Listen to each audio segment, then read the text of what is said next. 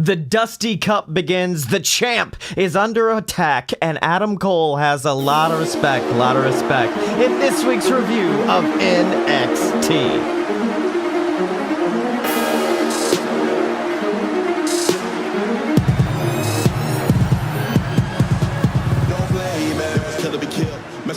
So, wow, I'm just now realizing this is the first time I've done a video covering NXT for the YouTube channel, not just for the podcast, which, by the way, if you are just listening to this as a podcast, check out the Fight Boys YouTube account. And now that the random shilling is out of the way, yeah, let me explain why.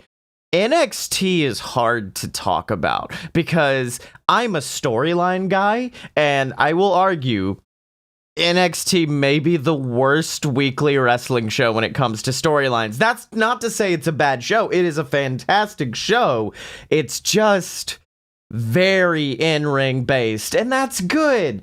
I mean, we get storylines through SmackDown, we get storylines through Raw. If you want good, just pure in-ring wrestling, you come to NXT. And in fact, the opening match, Shotzi Blackheart versus Candice LeRae, proved my point exactly. I mean, yes, their storyline had a few big moments, like Candice running over the tank, but really, this was built through matches. It wasn't built through segments, which is rough for me because I'm like, no, I know how to tell stories. I don't know how to talk about in-ring work. Like, I can tell if things need to work, vary by storyline, and this match worked well given the storyline. It wasn't like on Raw when Charlotte tried to roll up Lacey Evans and did all that. It wasn't that. It was brutal. It was such a fantastic match. I love the branding of the way. Shotzi Blackheart is on another level, and these two put on an absolute classic. Both of them are so good. They have such great, innovative offense, and yes, I know I'm a mark for women's wrestling, and I'm a mark for technical wrestling, and this match gave me both of those things, but I honestly think, because this, I'm thinking, is the blow-off, unless they may continue it a little bit into the women's Dusty Cup, but in my opinion, if this is a blow-off to a rivalry, this is better than Pac Kingston, because Pac Kingston also blew off a rivalry and opened AEW, and I think this one was just that little bit better. I'm not trying to get competitive here, but I am trying to compare and contrast. Honestly, when it comes to in-ring work, even AEW, I don't think anyone can compete with NXT. They have some of the greatest technical minds in the business, and they put them to good use, and this opening match proved that exactly. The end of the match, a distraction from Indy Hartwell, allows Candice to hit a massive neck breaker off the top rope for the victory, and that's how you fucking do it. That is how you open a show. Those two are phenomenal. Up next, Finn Balor comes out for a promo. The champ is here, as it were, and Balor can cut a hell of a promo, can he? I never realized the X that he uses in a lot of his iconography. The X represents an arrow, like it represents a target on his chest, and I was like, oh, good, and he explained it during this. That was awesome. The fact that the CWC had all of Balor's artwork around him made it all the better, and the best line from it is when he looks and he just says, "They quit manufacturing the cloth that I'm cut from." And I went, fuck, that's good. It was very good. Balor's phenomenal. But then, of course, because storylines have to continue, the good old British boys who don't have a name yet, Pete Dunne, Oney Lorcan, and Danny Burch, the Brit boys who only two of them are actually British, I think. They interrupt. Honestly, I love them so much better without Pat McAfee. I understand Pat's a great heel, and he does great work, but he really was out of place with these three. I honestly think that storyline was supposed to be Oney, Ridge Holland, Danny, and then Pete Dunne being the shock leader of this faction. But no, instead, we're now left with a trio. And Dunne, of course, brings up the fact that the only reason why Finn is the king of European-style wrestling and why Finn is the champion of NXT is because Pete Dunne hasn't challenged him yet. And yes, I need this. Shoot it into my veins. Finn Balor, Pete Dunne, yes, I'm excited to see it. Then, of course, the European boys and Finn Balor get into a big fight. Kyle O'Reilly, despite a jaw injury, and I'm putting that in heavy quotes, comes out to interfere. The rest of Undisputed Era, minus Bobby Fish, come out, and now we've got a nice little standoff. But my favorite thing about it was post-brawl, Finn wasn't looking at Pete Dunne. He wasn't looking at any of them. He was looking at Kyle O'Reilly. And that's kind of the most interesting thing about Undisputed Era to me, is like, I don't even think, I guess New Day's done it a little bit, but you've never seen a faction where the de facto leader changes. Like, it always stays the same, roughly. I haven't seen it in a very long time, but we did, because now apparently Kyle is more of the leader in Undisputed Era, and now Roddy and Adam are the tag team. It's really interesting, and I like that a lot. Finn and Kyle with a nice stare down to end it, and then we get a promo from Johnny Gargano, who's just still on his good Johnny Gargano shit, and puts over the fact that he's going to beat Dexter Loomis later that night, and that leads to Austin Theory bringing him an envelope, which is a message from Dexter Loomis, and of course, it's just two weird little caricatures, and I'll be honest, I do not like Austin Theory. I've made it clear in the past, but holy shit, he was really good in this segment. He was very, very good. That was it. It was a good segment. It was a good little promo. Like I said, the Garganos, the way they are arguably the best part of NXT, because they can build storylines well. I mean, Gargano built arguably the biggest storyline in NXT history, Gargano versus Champa. So yeah, obviously they're the most entertaining part, whether he's a heel or a babyface. Up next, we get the first match in the Dusty Cup, and it is the Grizzled Young Vets versus Ever-Rise. And I'll be honest, I didn't know a lot about the Grizzled Young Vets before this. I haven't been watching NXT. Like, I'd always heard the name, but I'd never paid attention to them. I'd never realized how good Gibson is on the mic, but Gibson cut a promo coming out. It was phenomenal. Then William Regal comes on the Tron like he's Maximilian fucking Pegasus in Yu-Gi-Oh! And is like, welcome to the ring, everyone. It's time for the Dusty Cup Classic. Let's go. And then he fades away, and holy shit, the Grizzled Young Vets are phenomenal. And then there was so much good trash talk in this match. The way I describe the Grizzled Young Vets are like Lorcan and Birch, but better, because they're less like, oh, we're British even though one of us isn't. They're more just like, yeah, we're British, but also we're from like the shitty parts where you have to pull knives to survive. And I was like, okay, I like that. Ever-Rise gets a really nice comeback to near the end of the match, but Grizzled Young Vets eventually overcome them, hit Ticket to Mayhem, which is a brutal finisher name, and they get the pinfall. 1, 2, 3. They move forward in the Dusty Classic. Up next, we get a little video package for Raquel Gonzalez, who announces that she is going for the women's title. Yes! Raquel versus Io, they have been putting so much stock in Raquel, and I'm excited to see her pay it off. I don't know if she's ready for the title yet, and in all honesty, I think if anyone in this company needs it next, it is Candice, because Io's been such a good babyface tweener champion that I think we need just a solid heel in that role, and I think Candice would be good for that. Then we get a promo from Shotzi Blackheart, who is, of course, disappointed she lost to Candice, but she's looking forward to the Women's Dusty Cup this year, but she needs a partner. Enter Ember Moon. It's like they were like, how do we make Scottye the most happy? Well, why don't we team up Shotzi Blackheart and Ember Moon? And I am so excited to see it. I am so excited. Ember comes in, they trade their catchphrases. Shotzi howls like a wolf, and then Ember walks away saying what she said. It's very, very good. I really enjoyed it. Gargano comes out. Because I haven't been paying attention, I didn't realize Gargano got a new theme song with The Way.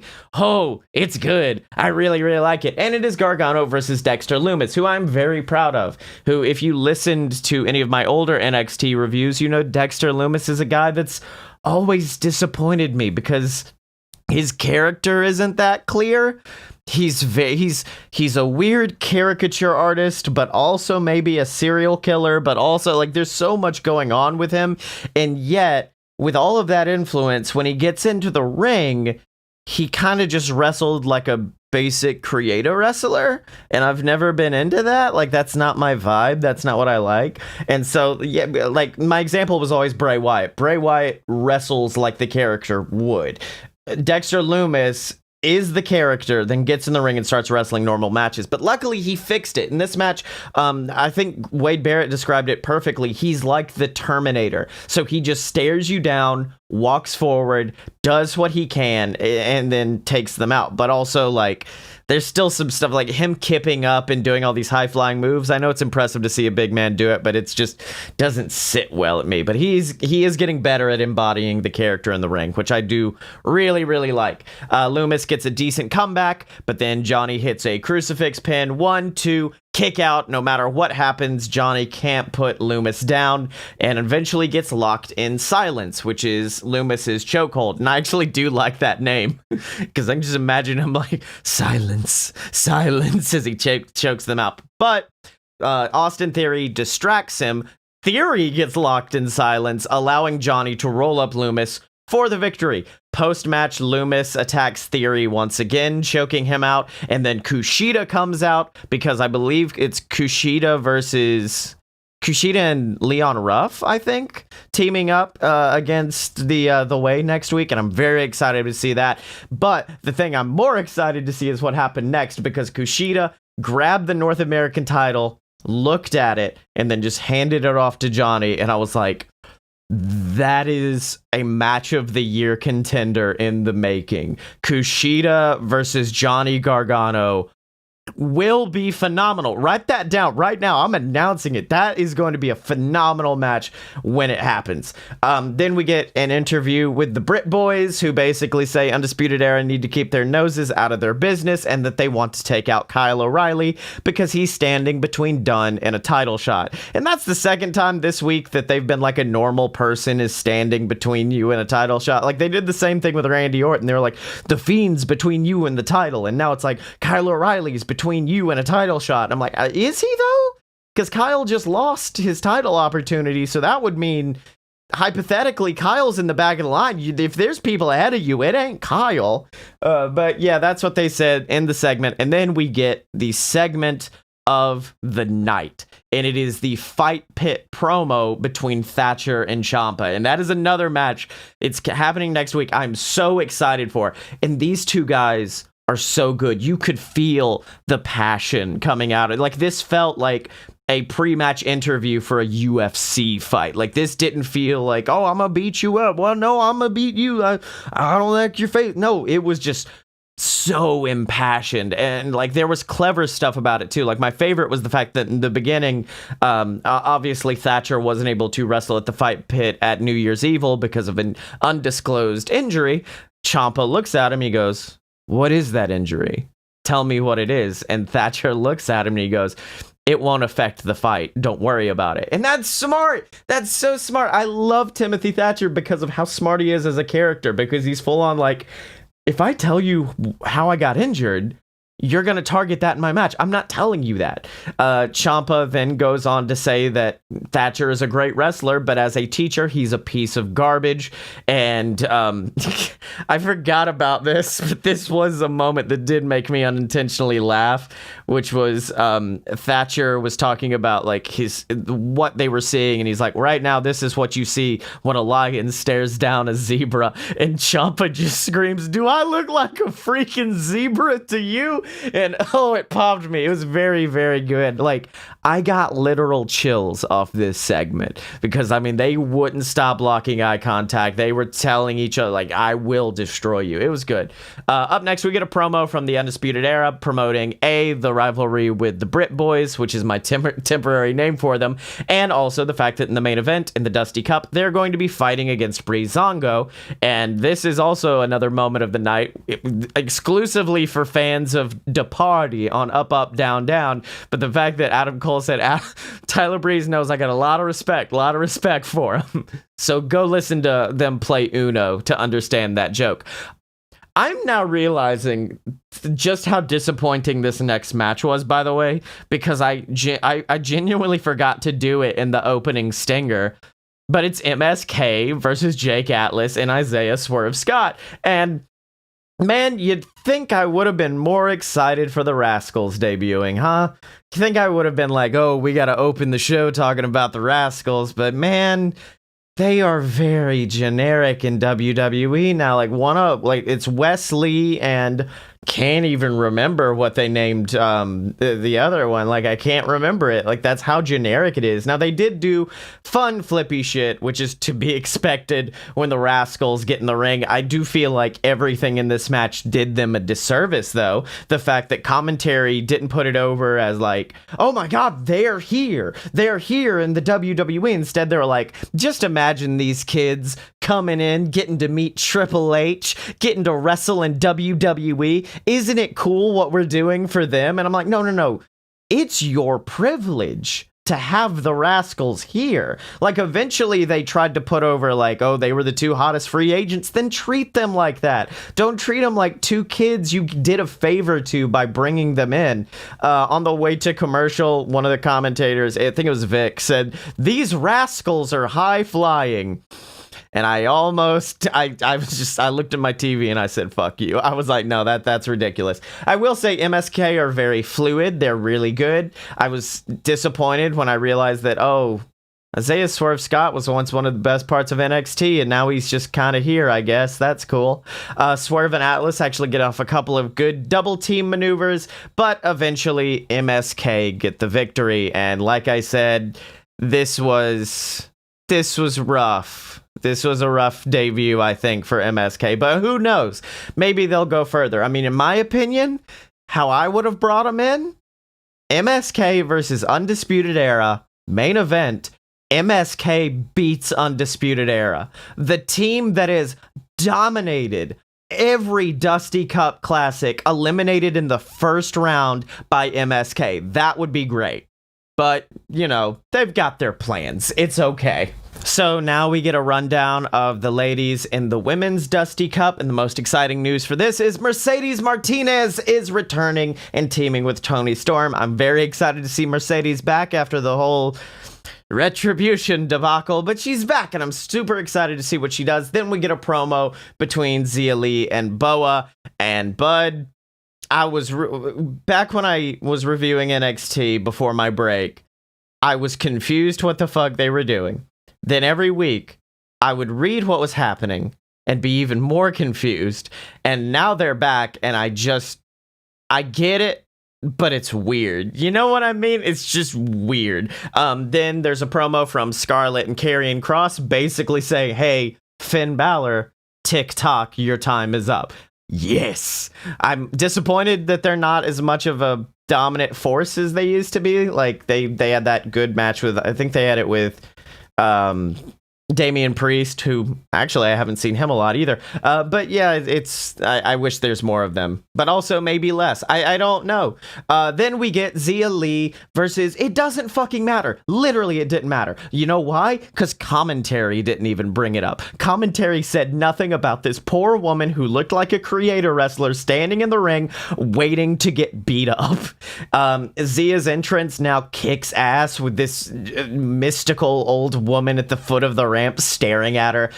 Someone pointed this out. Every time she does an entrance, she practices a different martial arts weapon to show how she's practiced everything. I will say she can't use a katana in a wrestling match, so I don't understand what relevancy being good with weapons is, unless like every match she can use kendo sticks. Xia gets in the ring, kills the woman, leaves. They don't say her name. Like, I wrote down, imagine a jobber in your head. That's this woman. I feel so bad for her.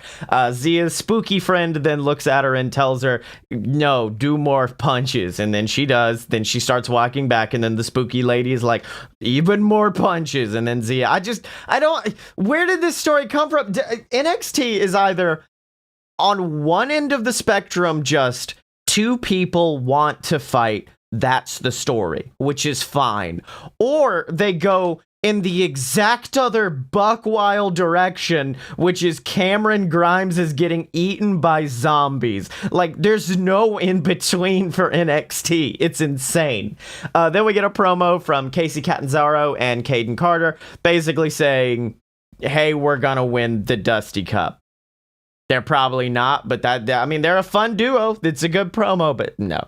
Then Atlas and Swerve are fighting backstage for no fucking apparent reason, because they don't like each other, I guess. They're doing big punches. The old thick boy Bronson Reed shows up and looks at Swerve and is like, calm down. And Swerve's like, really? You gonna pick sides? And he's like, I'm a thick boy. Don't test me, son. And I'm like, okay. So that was all right. Then, main event, Breezango versus Undisputed Era. I love how Breezango have changed since coming to NXT, which is, yes, they're still goofy. Yes, there's still that Breezango attitude, but there's been a change, in my opinion. There's been a change where they've got it. And I'm putting that in quotation marks, but you know, like that it factor, that, oh yeah, I could see them holding a title. I could see them being a champion. I could see this. They've really got it lately. They've become so much more serious, but they can still do their goofy shit. I'm very excited. I honestly thought this should not have been a first round match. Like, I understand Undisputed Era is probably going to go all the way, so that way they can seek revenge on the good British boys for what they've done. But like I said, MSK should have beat UE. I'm just saying, if UE doesn't win this whole tournament, I'm going to be mad they didn't take this opportunity to really put over MSK. We start off with a match that I honestly think could main event to take over, Adam Cole versus Tyler Breeze, and those two guys put on a clinic, and then they both tagged in Roddy and Dango, and they wrestled a match. Dango gets early control. They maintain control throughout the entire commercial break. Cole tags himself in, and that's the moment I said, Cole versus Breeze is money. Like, that is a money match. It starts really popping off, and as soon as it gets really excited and you want to see more wrestling, the Brit boys come out and attack Kyle O'Reilly. Finn Balor comes out, but Kyle O'Reilly's jaw gets crashed into the steel cage, so his, I don't even know, it might be a real injury, but his kayfabe injury aggravated as they slam him into a steel cage by the jaw. Undisputed Era gets distracted, so Cole turns around into a super kick from Breeze. 1, 2, barely, actually, no, I don't even think it was a kick. I don't think that was a pin, because I think Dango was the legal man. So Dango comes in, goes to the top rope, goes for his big leg drop, the move that pinned Chris Jericho at WrestleMania. I will never let you forget it. And eats the biggest super kick in the world for his troubles. Adam Cole just flush, takes him down, pins him. 1, 2, 3, Undisputed Era are moving forward. So right now in the next rounds of the Dusty tournaments, we've got Undisputed Era, we've got MSK, and we have the Grizzled Young Veterans. All three possible winners, I'm not going to lie. But even though they won, they did look like the losers, because Kyle is beat to shit, Finn Balor is beat to shit, Undisputed Era's checking on Kyle, and the Brit boys are standing tall on the ramp to end NXT, which was an average episode of NXT. It was right in the middle. It was a 3 out of 5 for me. It had some really good moments. I'm sure next week that fight pit is going to absolutely destroy, but for today, this was a little bit too average for me. But do you agree? Do you disagree? Let me know on Twitter at Scottye Moore, SCOTTYEMO, or down there in the comments on YouTube. And of course, remember to support us on Patreon. I almost said Twitter, but on patreon.com/a-load-of-BS. That's the website where we've got exclusive content waiting just for you, including Wrestling History X. We just put up an entire history of the second half of Kenny Omega's junior heavyweight title run in New Japan. It's really fun, and you need to check it out. But until next time, remember to follow us on Twitter at Fight Boys Show, because when you're a fight boy, you're a fight boy for life.